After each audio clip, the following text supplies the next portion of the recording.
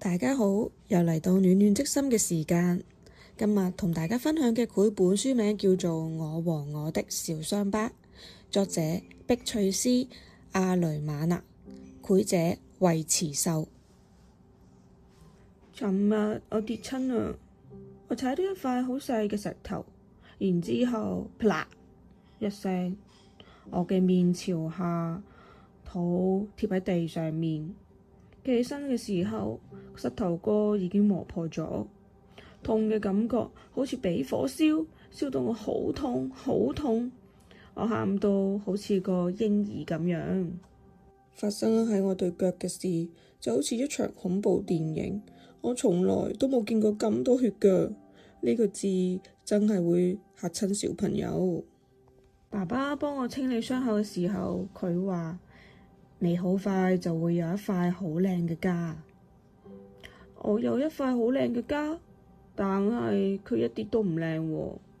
慢慢地，家喺我嘅膝頭哥上面烤乾咗，佢看起上嚟好似漢堡，不過係唔可以食嘅嗰種漢堡。我問媽媽咩時候家先會走啊？媽媽話過幾日啦。我等咗一日，但係家都冇離開過。我哋成日望嚟望去，佢望住我，我望住佢。佢呢塊醜臉真係令我好擔心啊！呢塊令人討厭嘅家，我好驚佢永遠都會留喺呢一度。媽媽喺家上面塗滿乳液，哇！佢真係好大喎，不過佢會跌落嚟嘅。啊？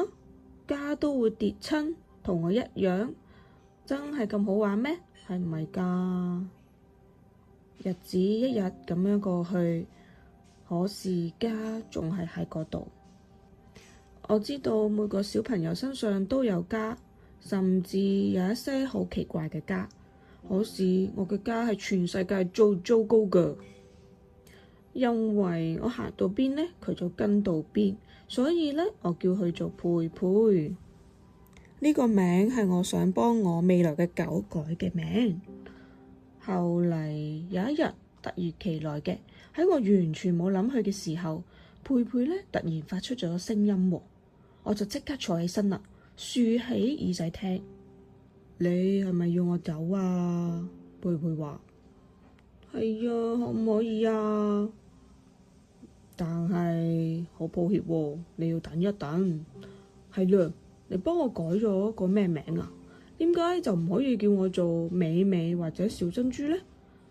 又或者改過一個超級溫柔又得意嘅名呢？只要你離開，我叫你咩都得。我向佢保證。但係佢冇離開過，仲同我一齊去咗爺爺嫲嫲度度假。我嘅爺爺嫲嫲住喺鄉下，爺爺嫲嫲嚟睇我嘅時候，幾乎呢就冇注意到佢喎。我諗佢哋喺漫長嘅一生裏面已經見過太多家啦。我開始習慣佩佩啊，習慣佢喺我行路嘅時候拉住我嘅膝頭哥。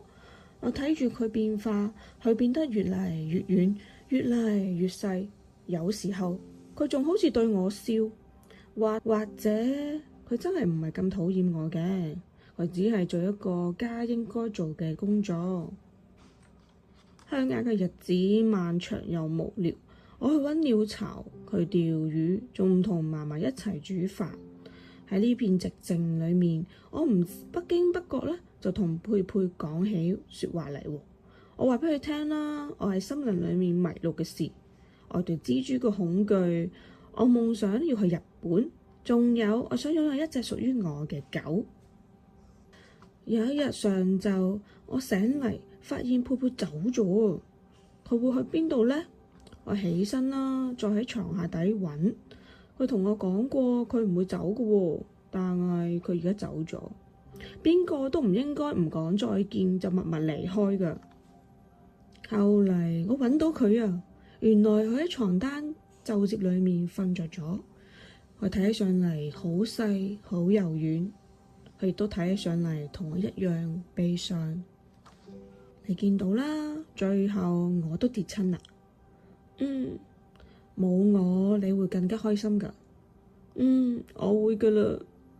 然後我將佢攞起嚟，輕輕咁放喺花槽裡面。時間漸漸流逝，原本佩佩喺嘅地方變成一塊滑滑亮亮嘅記號，留喺我膝頭哥上面。而呢個記號呢，令我諗起嗰一日跌親嘅時候，我塊面朝下，而且喊到好似一個 BB 咁樣。呢樣都令我諗起某啲日子嘅氣味。嗰陣時，我同爺爺嫲嫲喺一齊。當時我仲未有狗㗎。後嚟我終於有一隻狗，佢係女仔嚟嘅，叫做小珍珠，一個超級溫柔又得意嘅名啊！有時我會諗，佩佩而家喺邊度呢？無論佢喺邊度，我都希望佢可以好快樂。故事暫時講到呢度啦。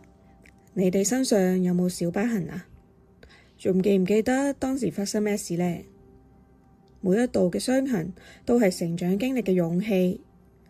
傷疤會痊癒，就好似困難一樣會過去嘅。即使身上有唔同嘅傷疤，但係同樣值得被愛㗎。好啦，我哋下次暖暖即心時間再見啦，拜拜。